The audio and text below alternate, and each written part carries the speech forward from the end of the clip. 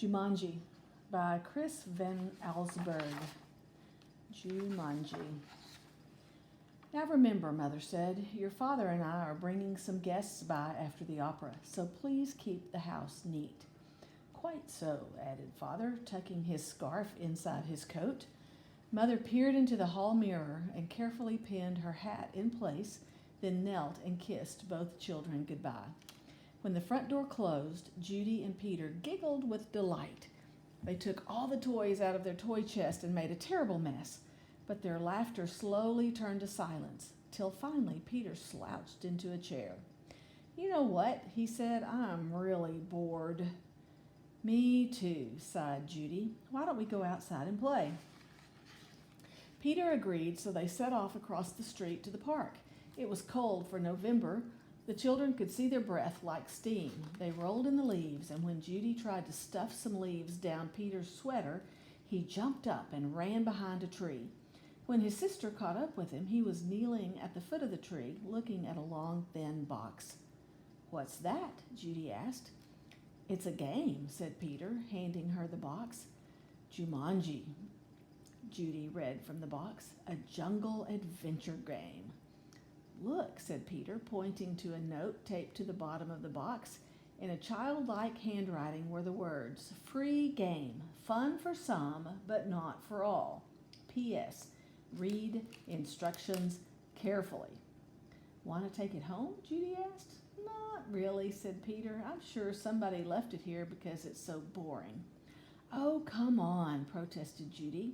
Let's give it a try. Race you home. And off she ran with Peter at her heels. At home, the children spread the game out on a card table.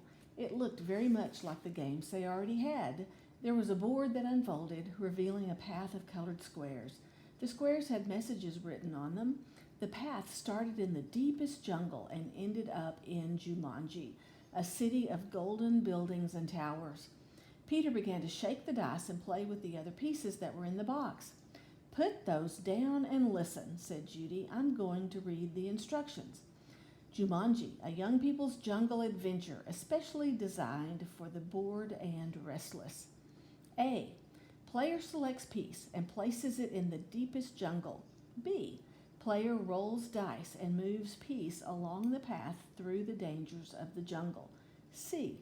First player to reach Jumanji and yell the city's name aloud is the winner. Is that all? Asked Peter, sounding disappointed. No, said Judy. There's one more thing, and this is in capital letters. D. Very important. Once a game of Jumanji is started, it will not be over until one player reaches the Golden City. Oh, big deal, said Peter, who gave a bored yawn. Here, said Judy, handing her brother the dice. You go first. Peter casually dropped the dice from his hand. 7, said Judy. Peter moved his piece to the 7th square.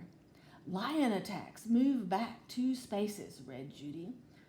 Gosh, how exciting, said Peter in a very unexcited voice. As he reached for his piece, he looked up at his sister. She had a look of absolute horror on her face. Peter, she whispered, turn around very, very slowly. The boy turned in his chair. He couldn't believe his eyes. Lying on the piano was a lion, staring at Peter and licking his lips. The lion roared so loud it knocked Peter right off his chair. The big cat jumped to the floor. Peter was up on his feet, running through the house with the lion a whisker length behind. He ran upstairs and dove under a bed. The lion tried to squeeze under, but got his head stuck. Peter scrambled out, ran from the bedroom, and slammed the door behind him. He stood in the hall with Judy, gasping for breath. I don't think, said Peter, in between gasps of air, that I want to play this game anymore. But we have to, said Judy as she helped Peter back downstairs. I'm sure that's what the instructions mean. That lion won't go away until one of us wins the game. Peter stood next to the card table. Can't we just call the zoo and have him taken away?" From upstairs came the sounds of growling and clawing at the bedroom door. "Or maybe we could wait till Father comes home." "No one would come from the zoo because they wouldn't believe it," said Judy. "And you know how upset Mother would be if there was a lion in the bedroom. We started this game and now we have to finish it." Peter looked down at the board game. What if Judy rolled a 7? Then there'd be 2 lions. For an instant, Peter thought he was going to cry. Then he sat firmly in his chair and said, "Let's play." Judy picked up the dice, rolled an 8, and moved her piece. "Monkeys steal food, miss 1 turn," she read. From the kitchen came the sounds of banging pots and falling jars. The children ran in to see a dozen monkeys tearing the room apart. "Oh boy," said Peter, "this would upset Mother even more than the lion." "Quick," said Judy, "back to the game." Peter took his turn. Thank heavens he landed on a blank space. He rolled again. "Monsoon season begins. Lose 1 turn." Little raindrops began to fall in the living room. Then a roll of thunder shook the walls and scared the monkeys out of the kitchen. The rain began to fall in buckets as Judy took the dice. Guide gets lost. Lose 1 turn. The rain suddenly stopped. The children turned to see a man hunched over a map. "Oh dear, I say, spot of bad luck now," he mumbled. "Perhaps a left turn here, then. No, a right turn here. Yes, absolutely, I think. A right turn. Or maybe—" "Excuse me," said Judy, but the guide just ignored her. "Around here, then over? No, over here, and around this. Yes, good. But then, Judy shrugged her shoulders and handed the dice to Peter. 4, 5, 6, he counted. "Bitten by a tsetse fly, contract sleeping sickness, lose 1 turn."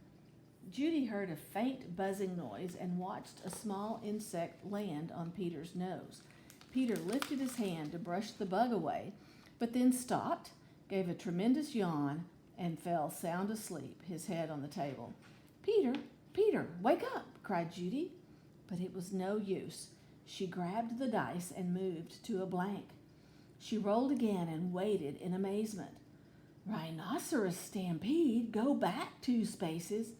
As fast as he had fallen asleep, Peter awoke. Together they listened to a rumble in the hallway.